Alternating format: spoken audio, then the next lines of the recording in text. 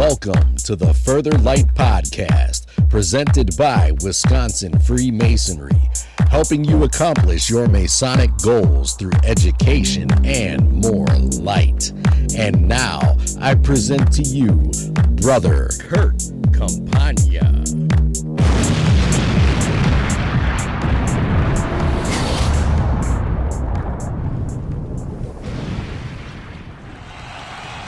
Greetings. My name is Curt Campagna, and I am currently serving as the Grand Chaplain for the state of Wisconsin Free and Accepted Masons. It is a pleasure to be here to share a few moments of time with you on this podcast. I would like to start off. This topic seems to hit many of us in our lodges, in our lives. The topic that I have chosen is keeping our ego in check. It's something that we all have. We all have ego of some form. Some have very large or oversized egos, and some have very diminished or smaller egos, but we all have them. In my opinion, that it's up to us to constantly check ourselves and where our ego is. We don't want to be told that we are on a ego trip. I think we've heard that phrase before.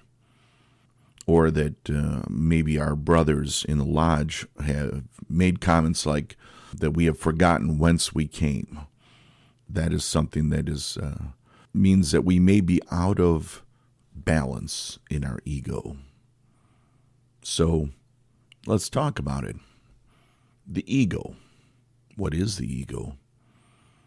Well, the ego is defined by Merriam-Webster is the self, especially as contrasted with another self or the world. Your ego is your conscious mind, that part of you that identifies yourself as self. If you say someone has a big ego, you are, in essence, saying that they're too full of themselves. So, how do we know what an oversized ego is? Well, usually we say they always have to be right. In all conversations, they're always correct, and the other person is always wrong. I had a job once where I had a manager very loudly in his office yelling to an employee, say, "Listen here, in our arguments, I will always be right and you will always be wrong." You can probably guess on how that went across with the rest of the workers. Ego. Full of ego. If I have too much or an oversized ego, I also want always more, never satisfied with what I have. There's always more. And gosh darn it, I always have to win. Losing is not an alternative. Only winning. They require a constant recognition. I need to be introduced.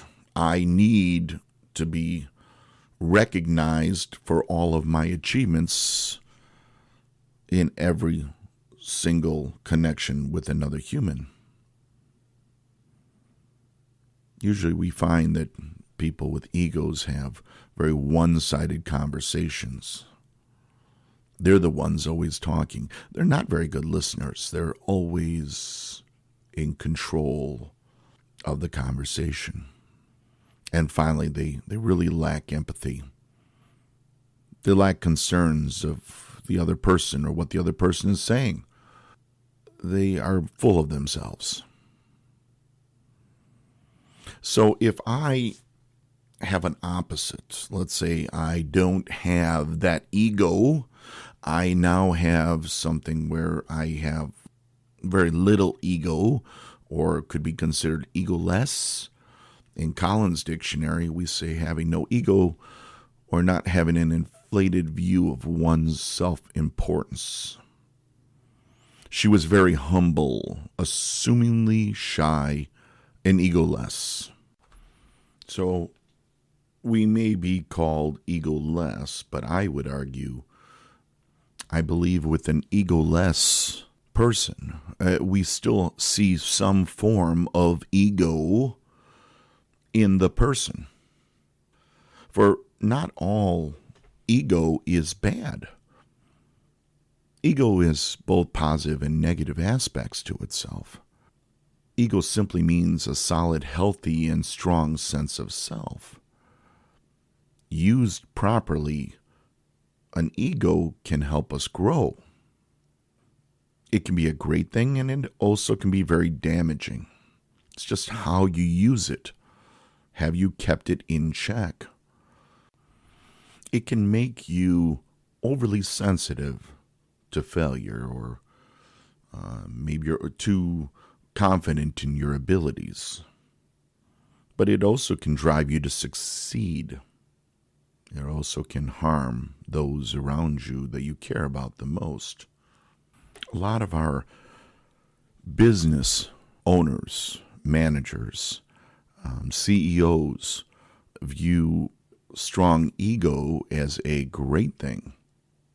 It helps you rise to the top because you can succeed in any competitive field that you are working in. You want to outdo the competition. You can overcome obstacles. You don't let minor obstacles come in the way. You do anything for success. You set huge goals, and you truly believe you can achieve them. A lot of people with large egos accomplish a lot in life because you just can't have enough attention, praise, and that there's never enough. It's competitive, it's competitive, it's competitive.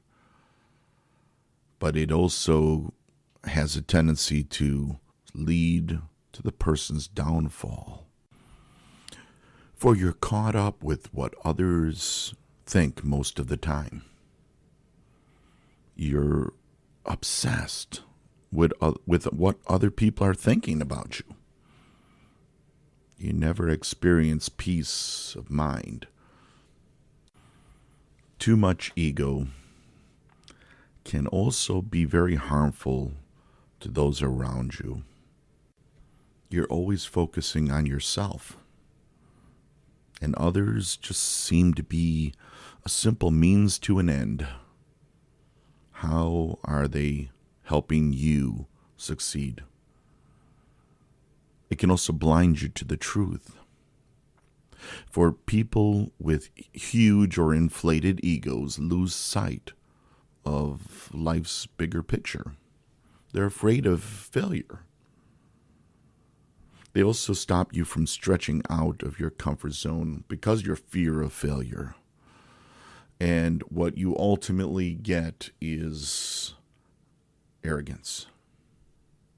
Now, when we speak of arrogance, let's not be misunderstood. There is a huge difference between ego and confidence. When we have confidence in our own abilities, when we believe in ourselves, it's not the ego. That's something totally different. Unlike confidence, the ego operates out of self-interest. It seeks approval, accolades, and validations. Whereas if one has high self-esteem, you are being confident, believing in what you're saying, others believe in you as well. You have bigger dreams because you believe in your abilities to achieve them. With egos, they aren't able to recover from success. They're alienated by friends because of their attitude. Simply put, no one likes to be around them. There's a very good book out by Ryan Holiday. It's called Ego is the Enemy. And in there he writes, when we remove ego, we're left with what is real. What replaces ego is humility. Yes, but rock-hard humility and confidence. Whereas ego is artificial, this type of confidence can hold weight. Ego is stolen. Confidence is earned. Ego is self-anointed. Its swagger is artificial. One is girding yourself, the other gaslighting. It's a difference between potent and poisonous. I think that's a very good representation. I mean, truly, ego is stolen. Confidence is earned. In confidence, we're shown doing the work. Our motives are real, correct. We're doing it for others, not for ourselves, serving mankind, and not just ourselves. Ryan Holiday also writes in Ego is the Enemy, greatness comes from humble beginnings. It comes from the grunt work. It means you're the least important person in the room until you change that with results. One of the reasons why in Freemasonry, as we are serving as an officer, we start out with the most grunt work. We're given the tasks. We're taught to subdue our egos and find ourselves. The best thing that one can do is use the tool of the ear. Listen more and talk less. Learn from those around you. More importantly, some of our members who have been in the quarries for a long time. They are a plethora of information and experience. Masonry has never considered itself as a democracy. The Master of the Lodge is not only the leader, but most importantly, he is the greatest servant. He has made an obligation to serve his lodge and his brethren. And the best words that can ever be said at the end of his term is, thank you, brothers, for all of your support. So here's a big shocker. The reality is, Freemasonry can feed the ego. And let's think about that.